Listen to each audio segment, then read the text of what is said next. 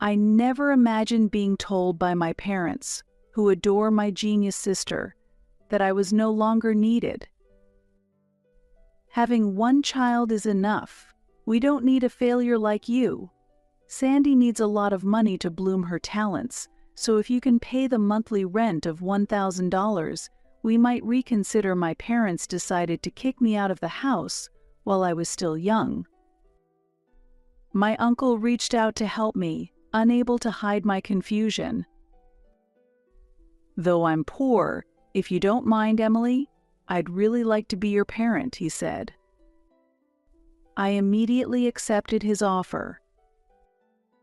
My name is Emily. I am now 30 years old, but my life has a complex background.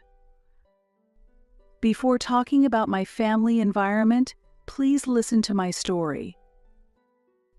I was born to a typical salaryman father and a stay-at-home mother. We lived with my grandparents in my father's family home, where my unmarried uncle also lived.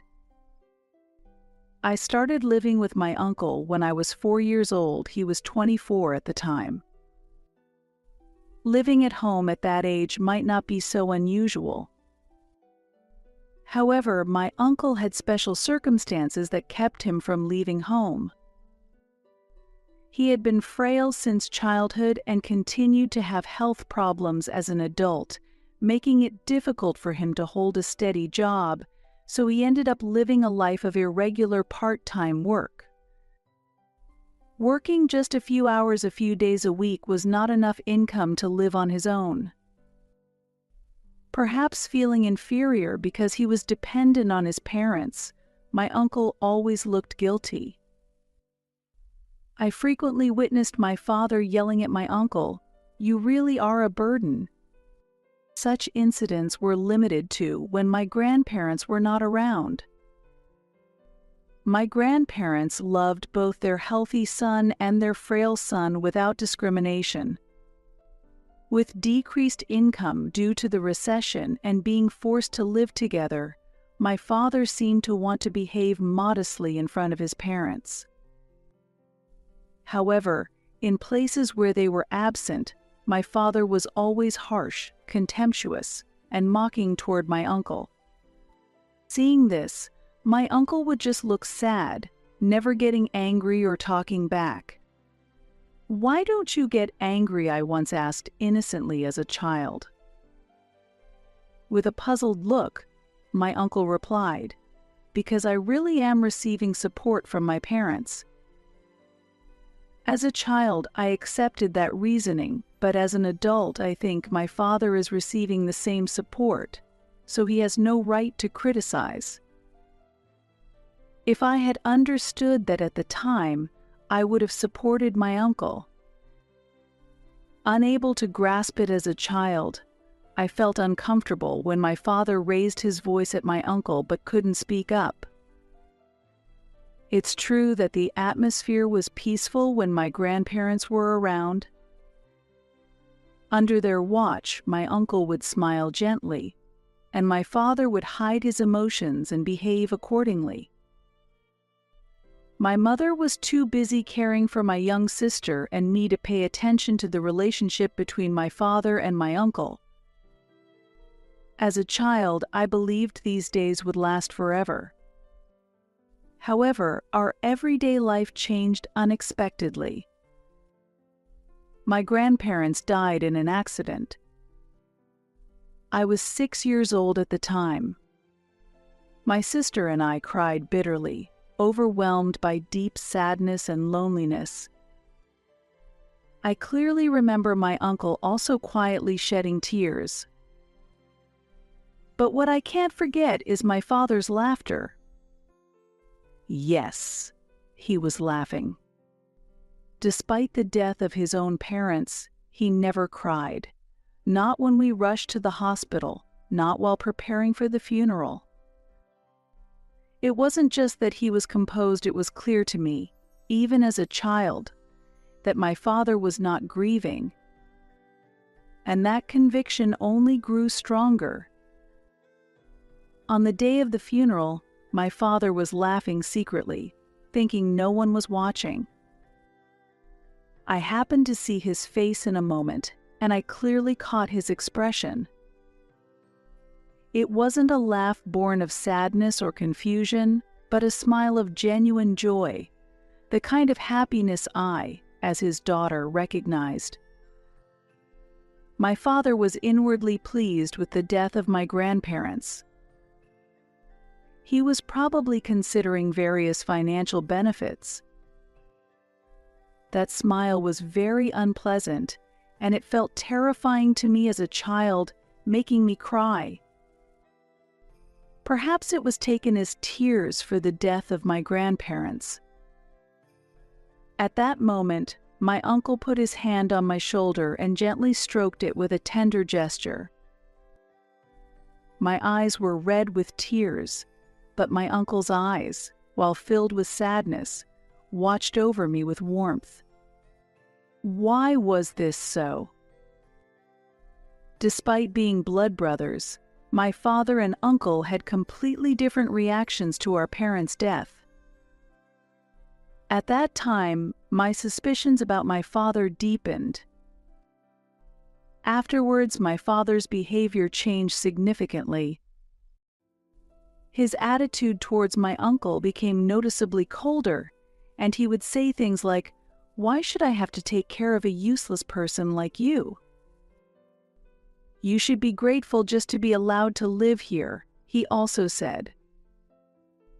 "If you can't even pay rent, I should take all the inheritance," he declared. I didn't understand it at the time, but these statements were clearly unfair. Legally, the inheritance should be equally divided between siblings, but my father tried to monopolize it. My uncle had the strength to stand up to him and could have resorted to legal action if necessary. However, my uncle chose not to do so. While showing a saddened face, he didn't argue back or claim his share of the inheritance. Worried about my uncle, who seemed to have lost his will, I asked, "Are you okay?" To which he replied weakly, with a smile, "I'm frail and things aren't going well with my job, so it can't be helped." Day after day of verbal abuse from my father worsened my uncle's frail condition, leading to weight loss and a pale complexion. Despite this, my uncle always told me not to worry, smiling at me. However, 3 months after my grandparents passed away, my uncle was ultimately driven out of the house. "You're useless. Get out," my father said, and without saying or doing anything, my uncle left. "Uncle, don't go," I pleaded in despair, tugging at his arm, but he gently removed his hand from mine, placed it on my shoulder, and said, "Don't worry.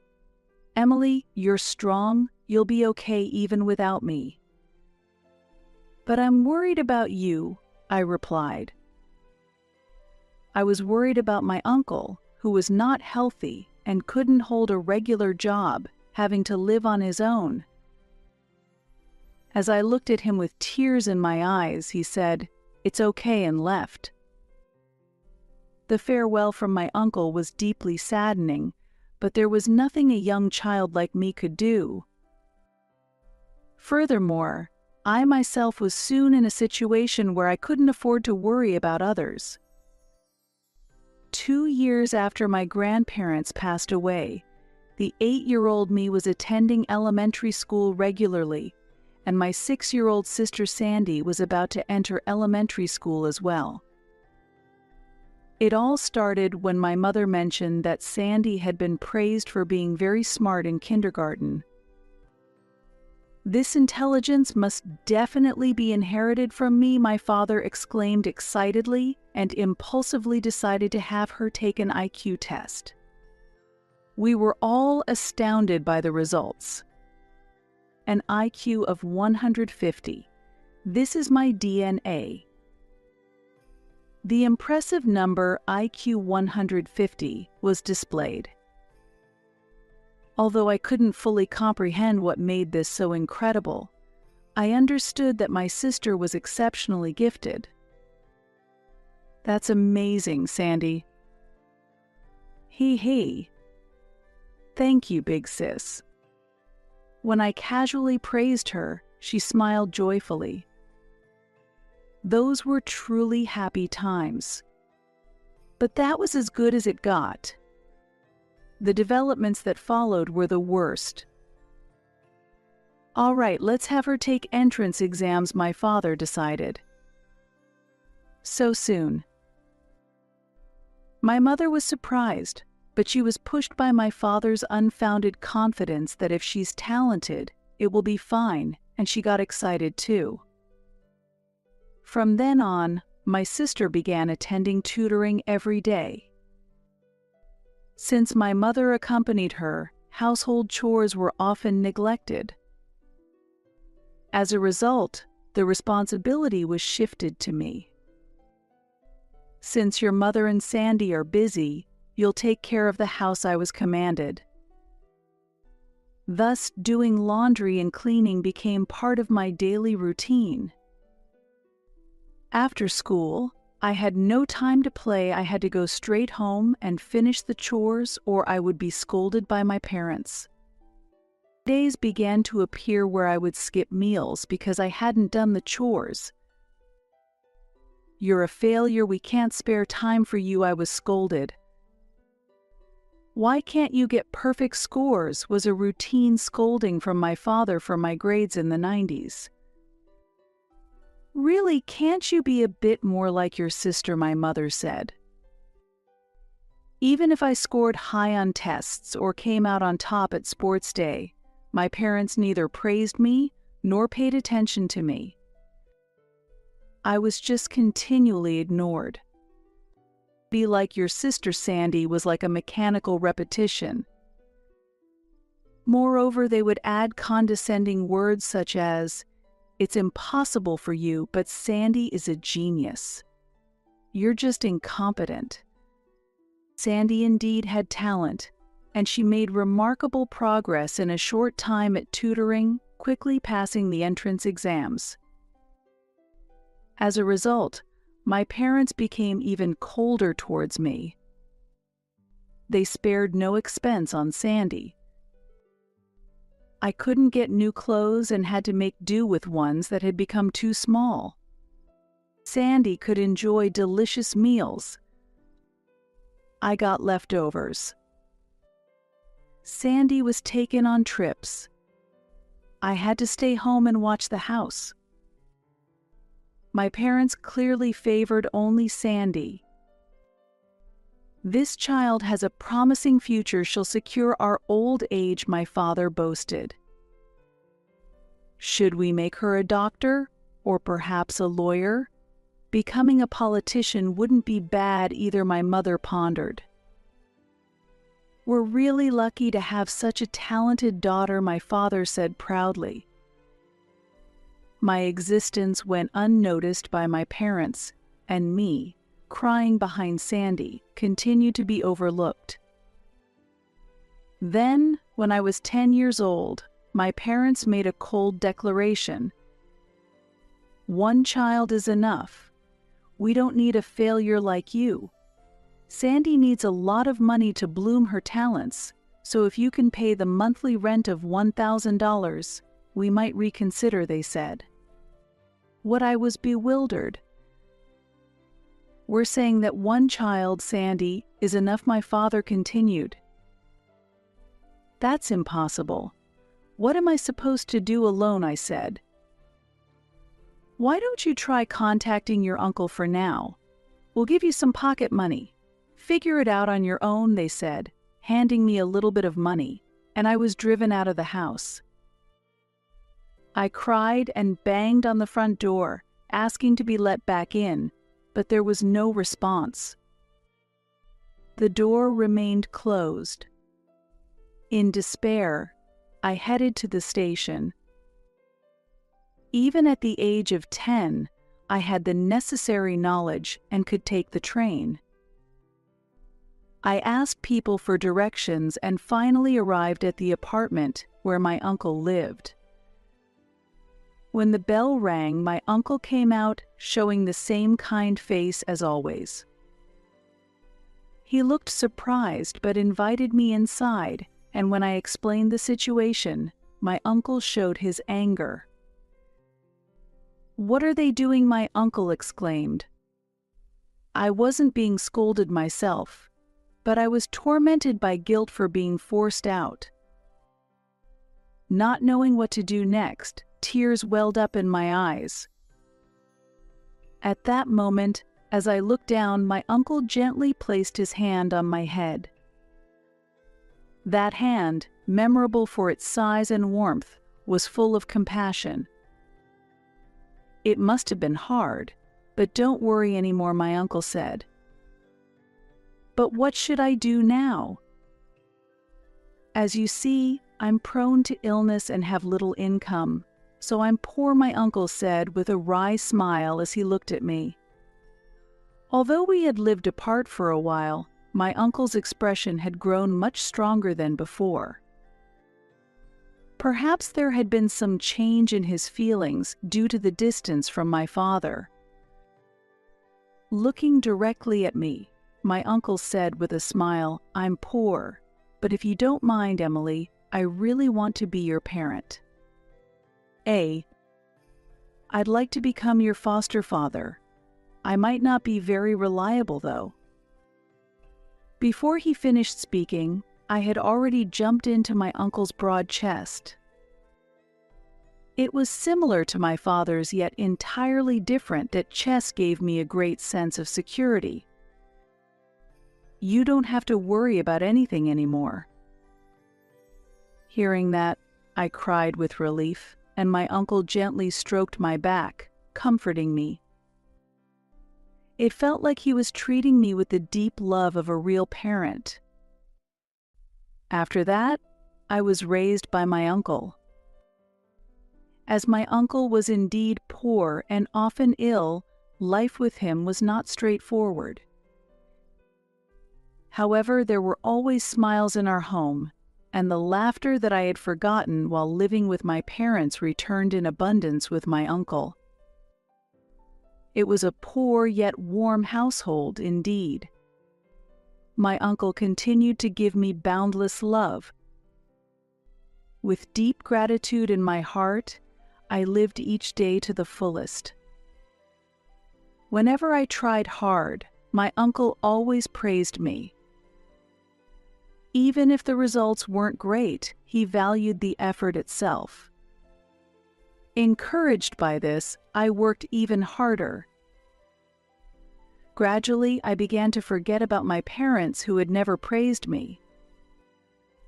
I grew up healthy under my uncle's care, and before I knew it, 20 years had passed. I am now already 30 years old. And now, there is a familiar face in front of me. Dad, Mom.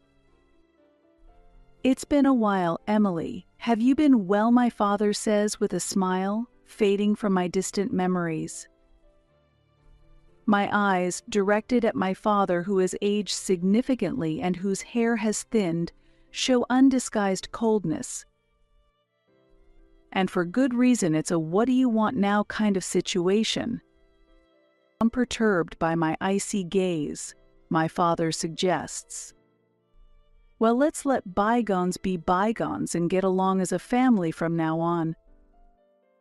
My reaction is predictable. What are you talking about? Get along as a family? You must be joking. Figures. A failure always has a bad attitude. Can't be helped. Maybe it's time to re-educate you. That's enough. Please go back home. I firmly stopped my father as he tried to enter the apartment. At that moment, my mother joined in, fueling the conflict. "Emily, don't be stubborn and accept our help. You surely can't be happy living in such a run-down apartment," my mother blurted out. You have nothing to do with this. Please leave. No need to be so haughty. Come on, let us in. No, just go home. Let us in. Go home. Even though they've aged, they pushed with more strength than I expected. Maybe it's because there were two of them, which made it hard for me to push back. We kept shoving each other like kids playing push and shove, but I managed to stay calm until the moment my father tried to step over the threshold. That's when I gave them a hard push back. Who? Ah.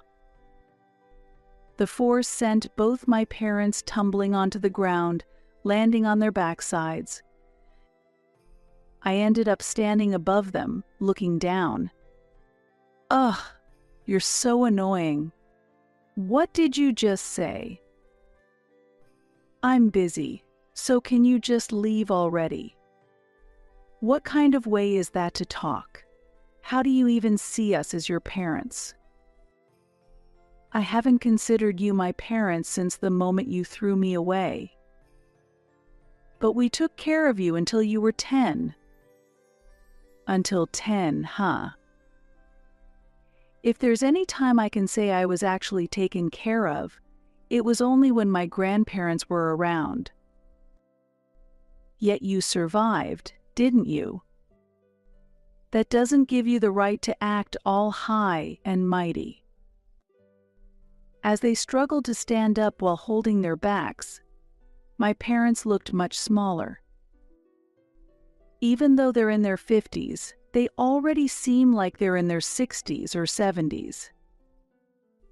You're the ones who said it yourselves, didn't you? That Sandy was enough. With your genius daughter, there's no reason for you to come see me now. Well, it's not so simple anymore. At my words, my father grimaced and responded in an irritated tone. Did something happen to Sandy? What? Did she end up in need or something? She became a lawyer. Well then, there's no problem, right? That's amazing, just what you'd expect from someone with an IQ of 150. Oh, or so we thought, until she suddenly disappeared. That's quite surprising. As I listened further, it turned out that Sandy had successfully graduated from law school, went to grad school, took the bar exam, and although she didn't pass on her first try, she eventually did and became a fully licensed lawyer after her training. So why would she go missing after all that? She left a note saying, "I won't be taking care of you two," and then she just vanished. That's a tough situation. So in short, she's abandoned you. Congratulations. There's nothing to celebrate. That ungrateful child, after all we did to raise her, this is how she repays us. Well, I guess that's what happens when true love is lacking. While my parents may have showered my sister with excessive attention, it likely felt like nothing more than suffocating control to her. Parents who change their behavior based on an IQ score. Parents who burden their children with unrealistic expectations. Parents who disguise their selfish desires as affection. It's no wonder my sister grew fed up with that environment. Actually, the company went under. Well, given the times, that's not surprising. We barely got any severance pay, and the unemployment benefits are about to run out. That's great news. It's not great at all.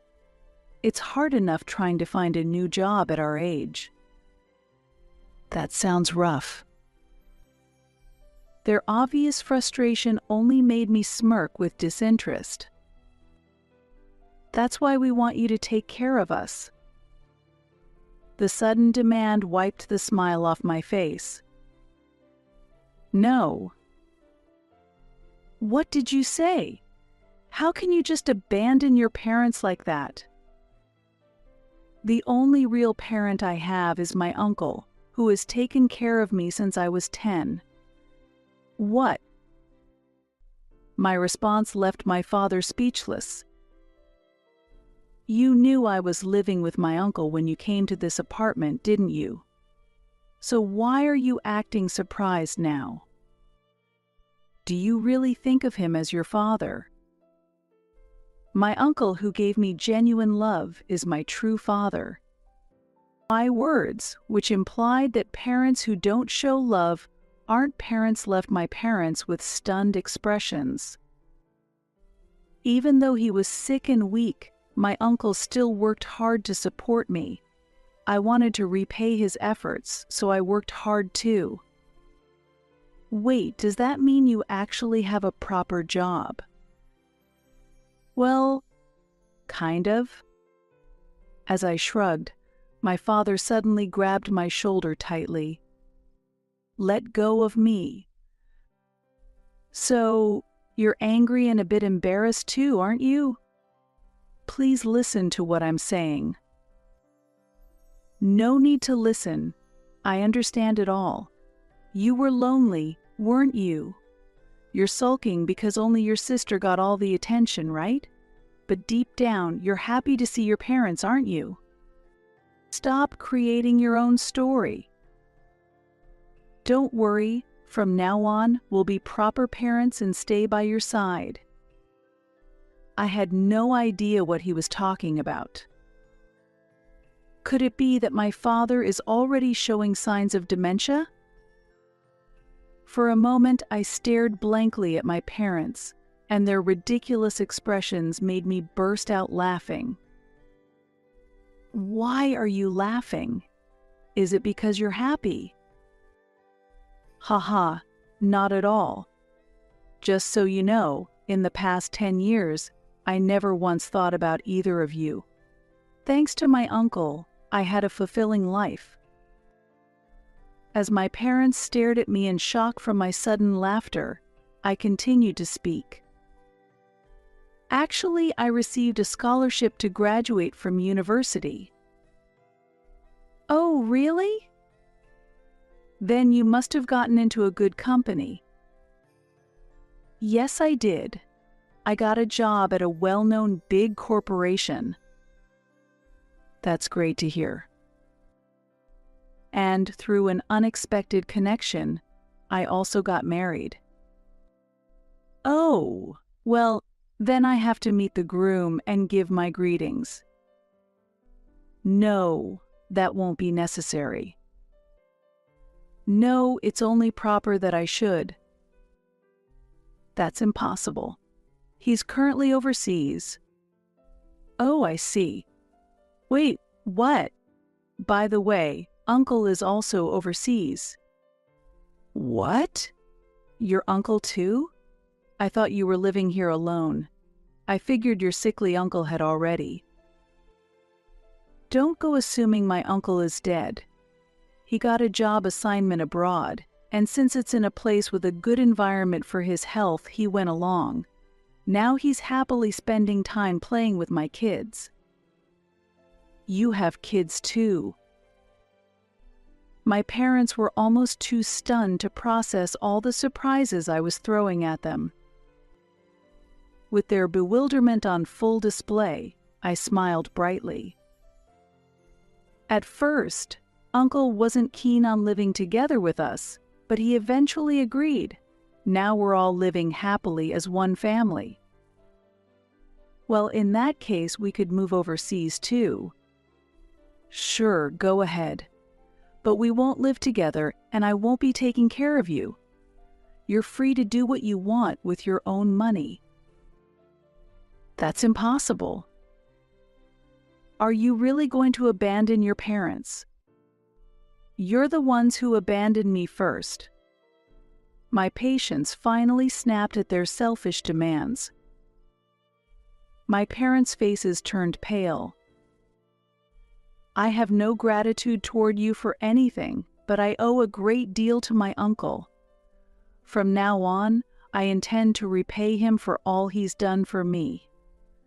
That may be so, but at least send us a little money, please." Uncle never touched the money I sent him and continued to live in this old apartment the whole time. But now, he's finally agreed to leave here and live with us overseas. I'm just here to finalize the paperwork. What? On the very last day of leaving this shabby apartment, the fact that you two show up, what a coincidence. Wait, what? You're leaving. The process is already done. I'm just returning the keys and then I'll head back to our home overseas. What about us? Are you just going to leave your mother and me behind? My father asked in shock, and I nodded clearly. Thank you for abandoning me. I said that with a smile, leaving them speechless. Truly thank you. Because of you, I'm happy now. With those words, I walked past them.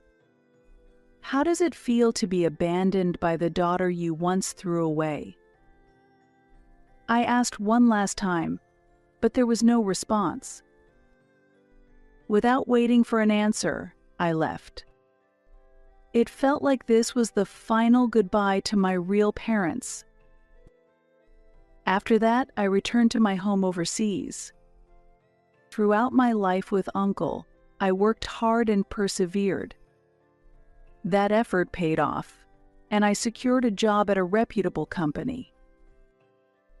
Later, I got an opportunity to work abroad, and it was there that I met the man I married. Uncle shed tears of joy as he celebrated our union. Soon we had children, and we invited Uncle to join us, and now we're all happily living together as a family. My husband, our children, and of course Uncle too. And I hope I can meet someone wonderful like you did, Big Sis said, my sister, who stood beside me, smiling as she watched the kids play in the garden. Don't worry, you'll find someone great. You're finally free from our parents' control, I reassured her with a smile. That being said, I really need to get used to this new job, my sister said. Why not try getting a law license in this country, I suggested. I'm not interested in being a lawyer.